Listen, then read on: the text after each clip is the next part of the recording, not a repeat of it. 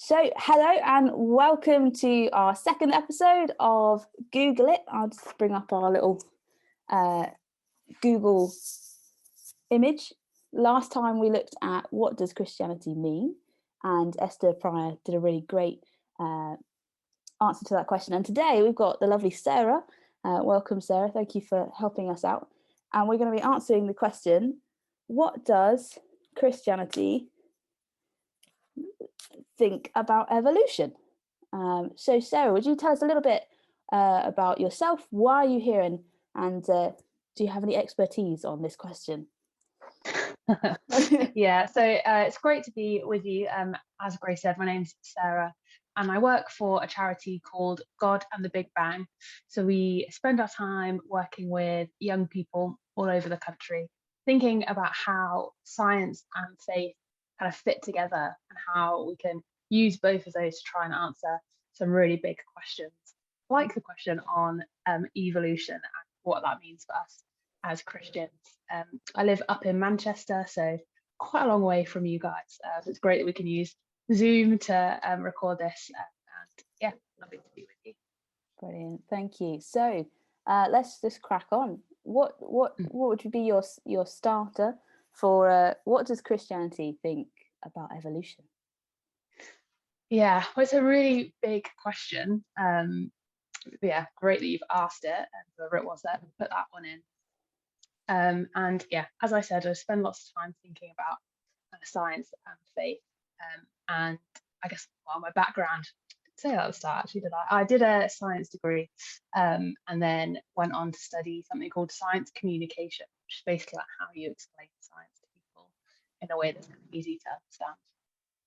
And so evolutionary science, that is pretty complicated and has changed loads over the years, is quite a hard thing for anyone to wrap their heads around. And then particularly when we look at that alongside kind of what we might learn at church growing up, the things that the Bible tells us, can be really confusing to fit those two things together. And actually for quite a few people, that might be a reason why they think, I'm not sure that Christianity or God is for me anymore compared to all this scientific evidence. And so yeah, this is kind of a journey I've been on myself, really, of figuring out how to bring these two together. And I think the point that I've got to is I totally believe that the Bible is the word of God, and is a great kind of source of authority, and I can use it to help me make decisions in life. And I really believe that God speaks to us through the Bible.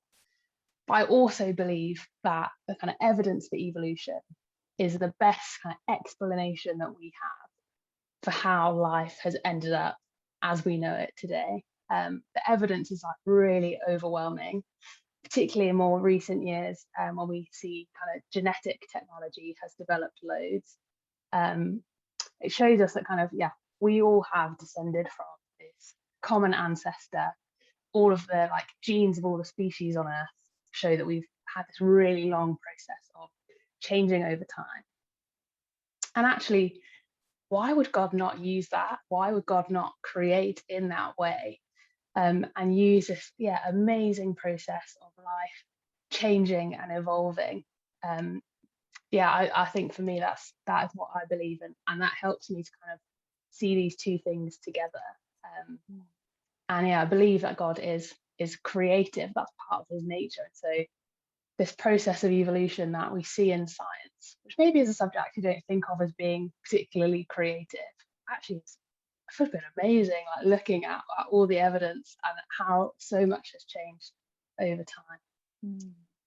So it's been a while since I did GCSE biology, but how do we match up the theory like that we evolved from apes and the Genesis story, for example? Because obviously in Genesis it says that God created the world in 6 days, but we've got a few, hundreds of thousands of years in evolution science. Yeah, I think the first thing to say is, often people say, oh, does that mean us as humans that we came from apes or from monkeys? And I guess if you think of like all species being a part of this massive family tree, then something like an ape would be like a really distant cousin. So we haven't like descended from them. It's just been this big like tree of life that has spread out over the years. And so we're like really, really, really distantly related to an ape.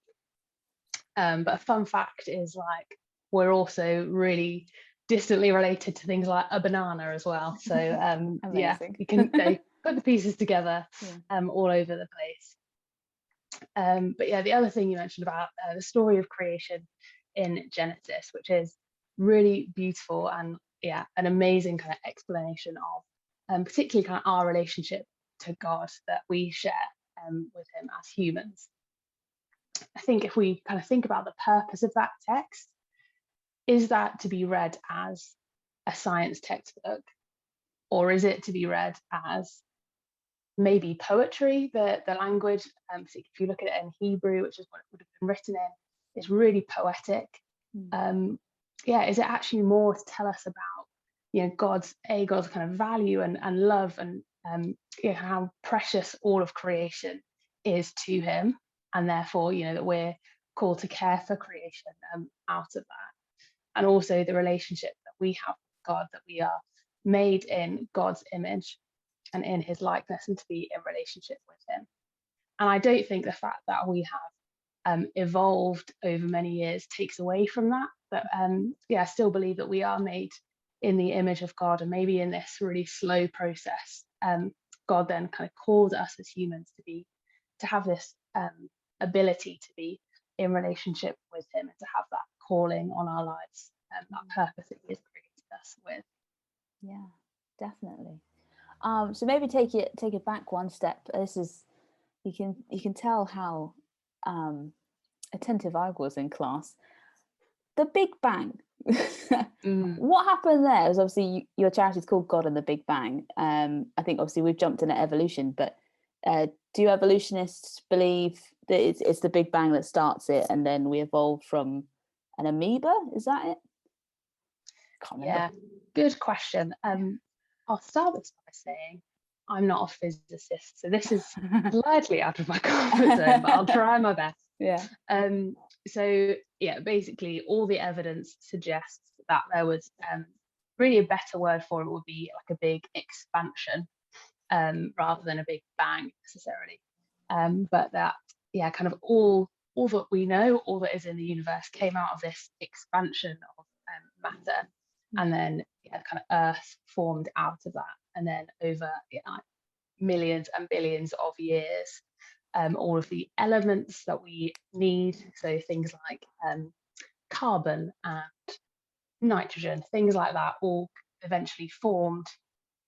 And then from these kind of tiny squishy little cells that eventually appeared, they started to kind of like piece together, and then eventually life formed.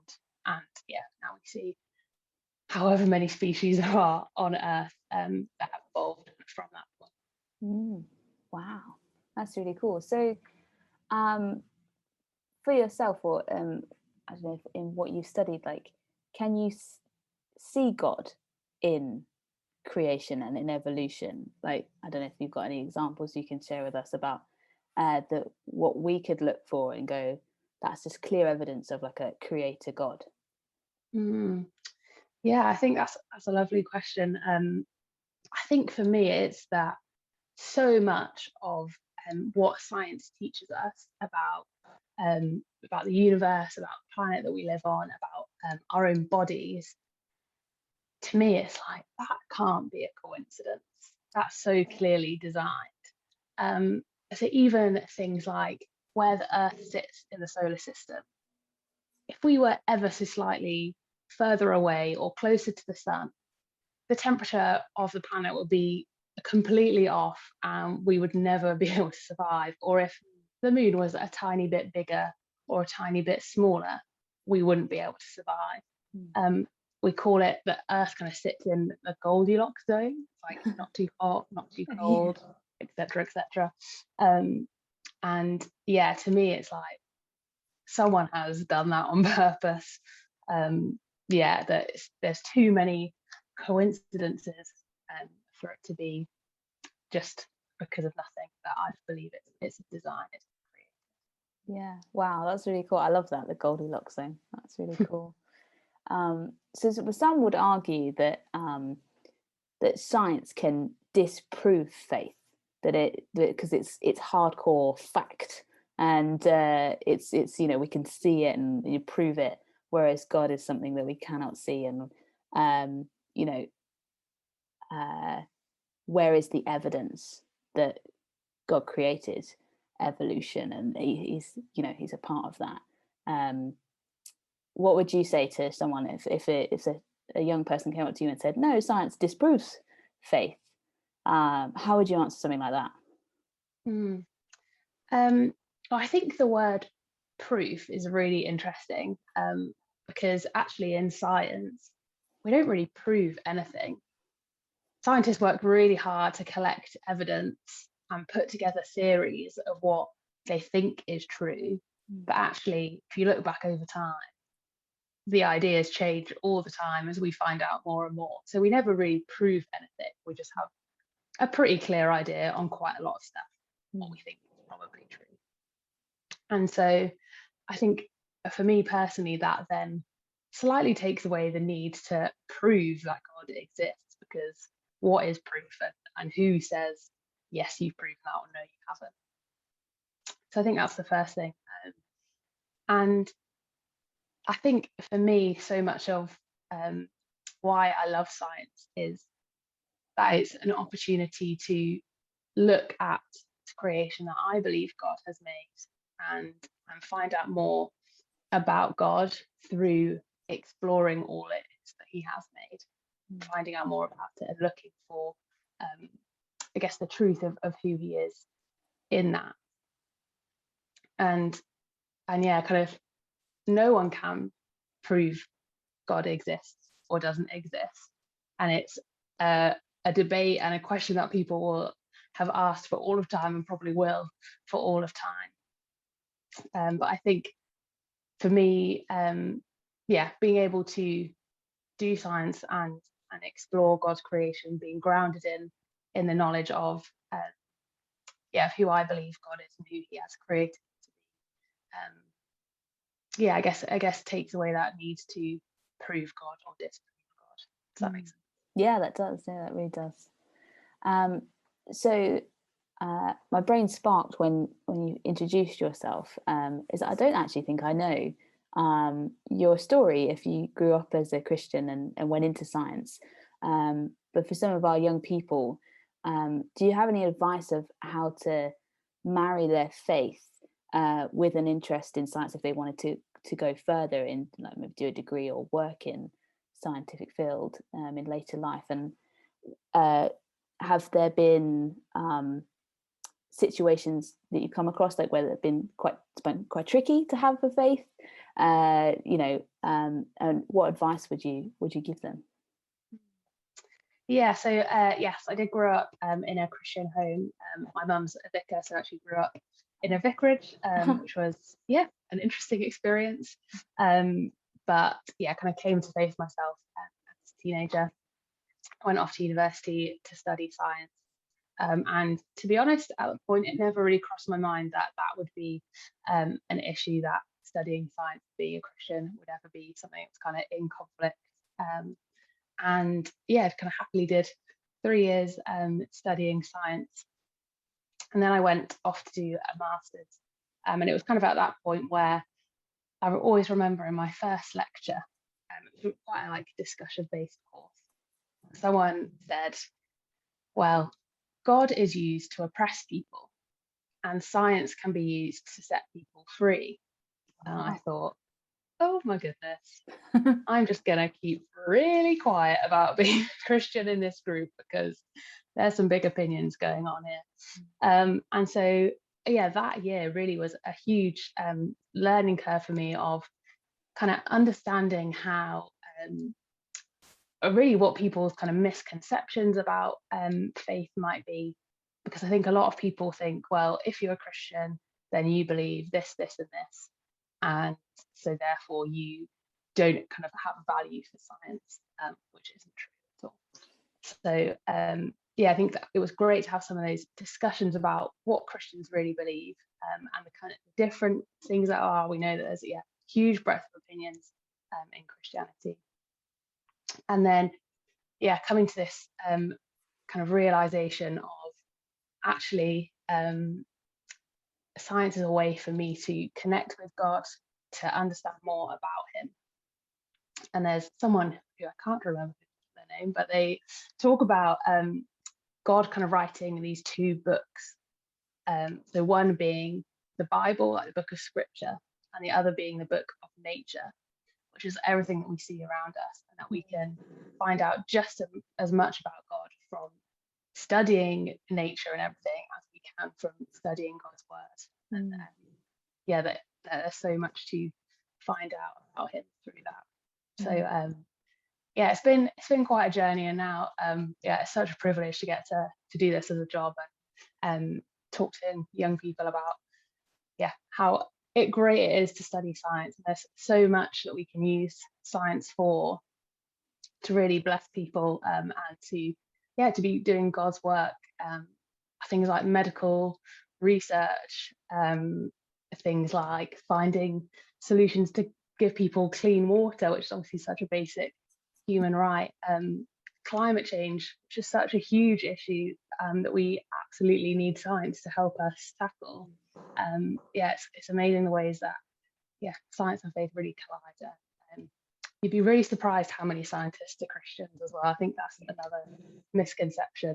There's lots of them out there. So don't be discouraged. Oh, that's brilliant. That's so good to hear. I love that you said that science is a way that you connect with God for yourself, and it's a big part of your relationship with him. I wonder if you could talk into that a little bit more, any examples that you feel comfortable sharing of how that works for you. I think for me, so my first degree was pharmaceutical science, which was basically like biochemistry.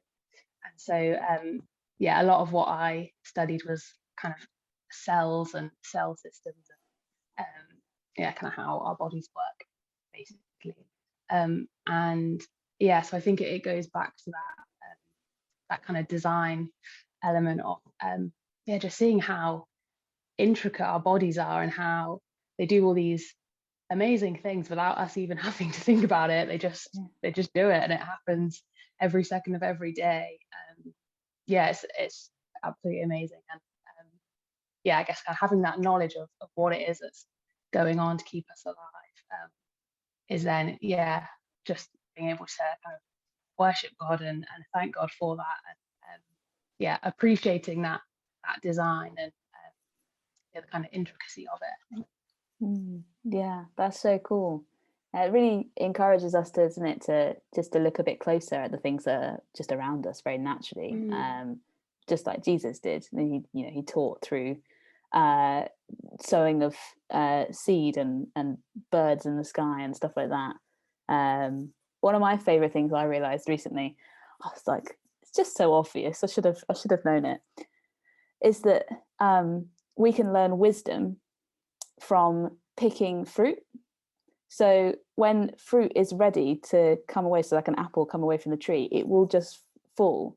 And so there's wisdom in that it's ready. Whereas if you tug and tug and tug, it's not ready. So don't be unwise. Don't pick it. And I was like, oh, such a great analogy, like just for life. That's so good. Yeah. It's so cool, isn't it? I've read that somewhere when I was studying Proverbs in the Old Testament. And there's just so much around us that God is woven into the fabric of nature. I love that thing you said about the two books. So maybe that's something for you guys watching, is to look around you for God. Look at where what you know of him, you can see in the world and in those scientific areas. But I think that's a great place to land. And just before we close, I wonder, we're hoping to see if we can get God and the Big Bang to come do a day at church. what kind of activities does that look like when you come and do a session for youth?